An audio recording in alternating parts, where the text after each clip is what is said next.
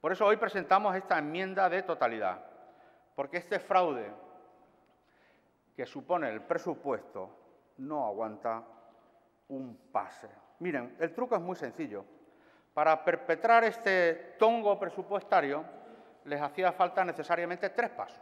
Primero, prever la ficción de un comportamiento de la economía muy favorable, obviando lo que dicen los indicadores oficiales, la realidad de los datos y las luces rojas.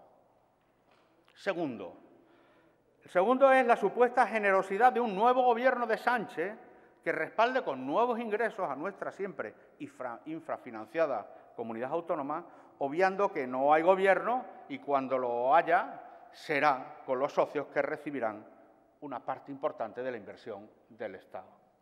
Y tercero, como parte indispensable del gasto, pintar suntuosamente cifras de gasto, obviando que son ustedes expertos en no gastar lo que publicitan en los presupuestos.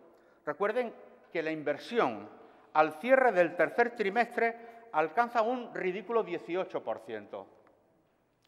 Señor Vara y señora consejera, esta es la secuencia de esta burda ficción que con su mayoría absoluta es pan comido. Pueden presentar y aprobar lo que quieran y cuando quieran, pero no por ello es menos estafa a los extremeños.